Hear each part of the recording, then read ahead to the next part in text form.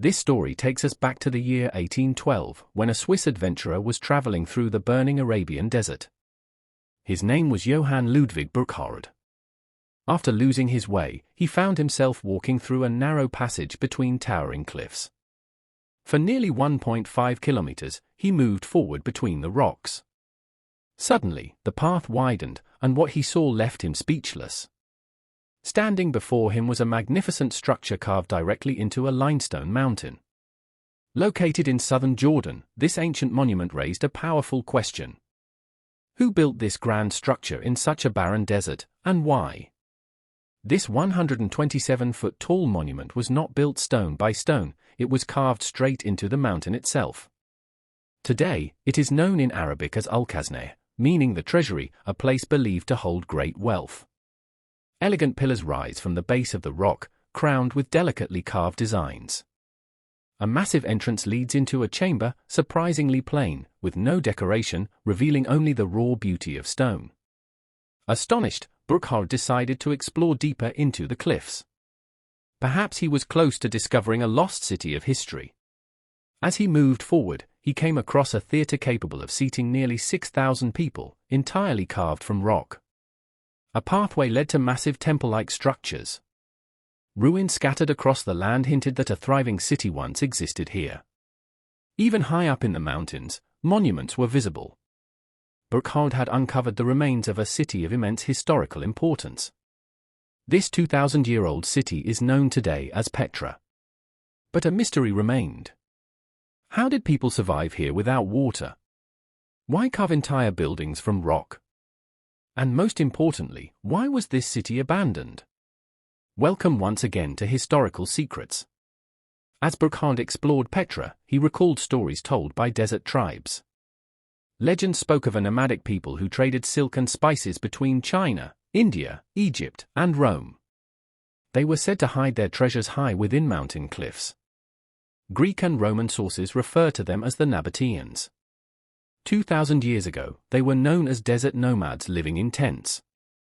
But how could tent-dwelling people build a city as magnificent as Petra? After Burckhardt's discovery, Petra gained international attention. Archaeologists and historians from around the world arrived to uncover its secrets. Carving a 127-foot-high structure into solid rock was no ordinary task.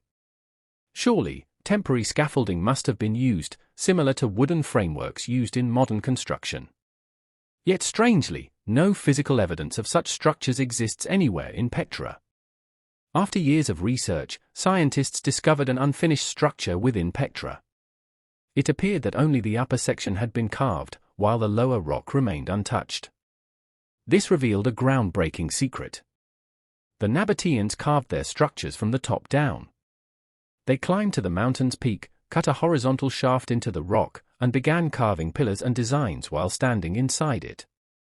As they moved downward, debris piled up below, eventually forming a slope they could stand on to complete the lower half. This construction method is unique in the ancient world. Researchers confirmed this theory by recreating a Petra-like structure in the United States. The Nabateans left very little written history. Only a few inscriptions in Aramaic were found, the language spoken in the Middle East during the time of Jesus. One inscription read, "This tomb is sacred. Nothing inside must be altered or removed." Yet inside the chamber were only stone shelves, believed to be burial platforms. More than 800 such chambers have been discovered in Petra. At first, scholars thought Petra was merely a vast cemetery. But later discoveries proved otherwise. Evidence of living quarters suggested that during its golden age, Petra housed between 20,000 and 30,000 people. But how did such a large population survive in one of the driest places on Earth? The answer lay beneath their feet. At the Great Temple, holes were found in the stone floor. Ground-penetrating radar revealed an extensive underground water channel network beneath the city, similar to modern plumbing systems. But where did the water come from? Even today, locals use a natural spring called Ain Musa, the Spring of Moses, located 8 kilometers away. So how did the Nabateans transport water across rocky terrain for such a distance? Clues were found near the narrow entrance of Ulkasne, ancient pipe channels, assembled from small stone sections. Scientists discovered something astonishing. The pipes were laid at a precise 4-degree angle, preventing air pockets, reducing pressure, stopping leaks, and ensuring smooth water flow. Modern science rediscovered this principle only recently, yet the Nabateans mastered it 2,000 years ago. They were true hydro-engineering geniuses. Petra also collected water from deadly flash floods. To protect the city, the Nabateans built massive dams. Researchers have identified at least 5 ancient dams, some still standing after 2 millennia. These dams stored water and saved the city from destruction. So we know Petra was a major trade hub. Its builders were master stone carvers. They engineered one of the most advanced water systems of the ancient world. But one final mystery remained. Why was Petra abandoned? Ancient records reveal that in the year 363 AD, a devastating earthquake struck the region. Ruins across Petra show clear signs of seismic destruction. The earthquake likely collapsed buildings and destroyed dams. Flash floods followed, washing away the city's lifeline. With no water, no trade routes, and no infrastructure left, the people slowly abandoned Petra. Traders chose new paths. Residents moved to other cities. In 1985, Petra was declared a UNESCO World Heritage Site. And if you've watched Indiana Jones and the Last Crusade, the Temple of the Holy Grail is actually Ulkasne of Petra. As Burckhardt footsteps echoed through the ancient city of Petra, he couldn't help but wonder. How did these people, the Nabateans, thrive in such a harsh, arid land? The answers, hidden in the very stones of Petra, told a story of ingenuity, strength, and mystery. We now know that Petra was more than just an incredible structure, it was a feat of survival.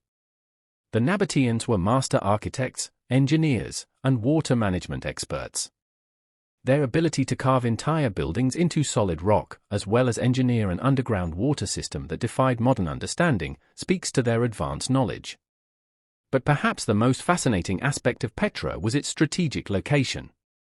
It wasn't just a city, it was a thriving hub for trade, culture, and innovation.